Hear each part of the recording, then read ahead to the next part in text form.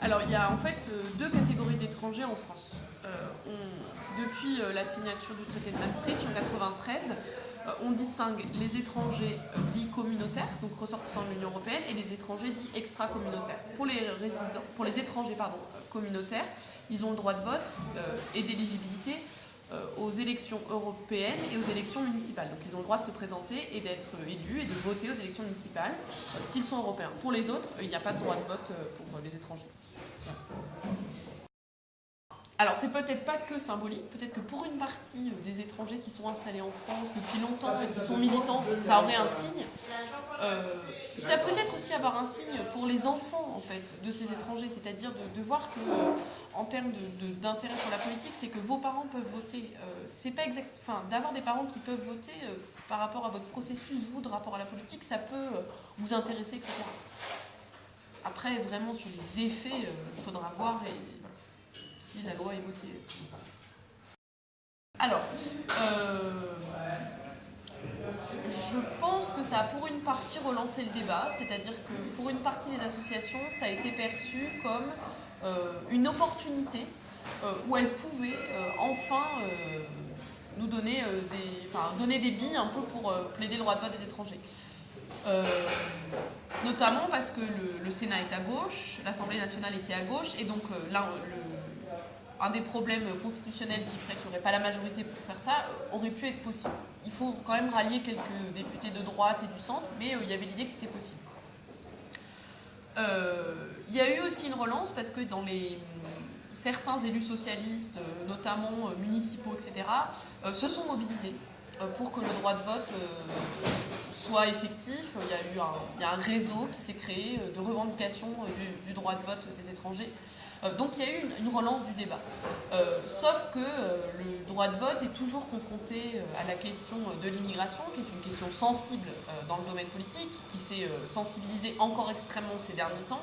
Et donc je pense que pour le gouvernement, c'est perçu comme c'est pas une bonne opportunité. C'est-à-dire que c'est une excuse aussi. Je veux dire, on ne fait pas que des lois par opportunité, mais le climat ne permettrait pas de faire avancer le débat. Ce que contredisent parfaitement les associations en fait.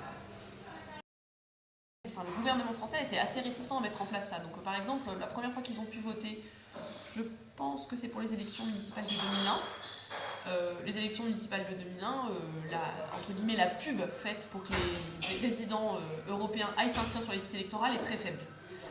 Donc il y a déjà une faible communication de la part des acteurs politiques. Après non, ils votent assez peu. Ce qu'il faudrait savoir, et là je ne sais pas bien, c'est est-ce qu'ils votent très peu par désintérêt ou par méconnaissance aussi, parce qu'en fait, quand on habite à l'étranger, est-ce qu'on sait qu'on a le droit de voter? Surtout qu'on ne sait pas toujours, parfois on est là pendant 1 an, 2 ans, 3 ans, on n'a pas fait toutes les démarches, on ne sait pas, etc.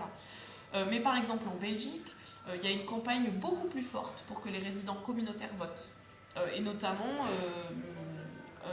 il y a le droit de vote en Belgique qui est obligatoire mais, pour les Belges, mais il y a vraiment un travail qui se fait auprès.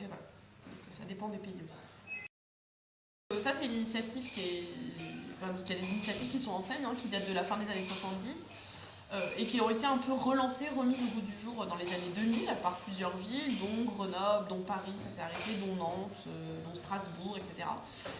Donc les conseils de résidents étrangers, c'est souvent l'idée que les étrangers n'ont pas le droit de vote aux élections locales et que donc la municipalité va mettre en place, si on peut dire, une instance de participation dédiée aux étrangers. Alors parfois c'est des étrangers à titre individuel qui siègent, parfois c'est des représentants d'associations d'étrangers qui siègent ou d'associations qui défendent les étrangers au quotidien, etc. Pour leur permettre un lieu d'expression et pour que la municipalité sache quelles sont les difficultés spécifiques qu'ils rencontreraient, etc. Donc c'est plutôt ce type d'instances-là qui sont mises en place pour pallier à ce manque de droit de vote. Il y en a donc à Lille, il y en a à Toulouse aussi, il y en a en banlieue parisienne, à Gennevilliers, je crois, à Angers, etc. sur des modalités qui sont toujours différentes. Est-ce qu'ils sont ou non élus par des étrangers, ou est-ce qu'ils sont nommés par le maire, est-ce que ce sont des représentations ou pas, est-ce qu'il y a des collèges, comment est-ce que les élus municipaux sont représentés, etc. Et avec des objectifs un peu distincts. Certains sont très très mobilisés pour le droit de vote, d'autres sont bien plus dans des réflexions autour de comment faire l'action publique.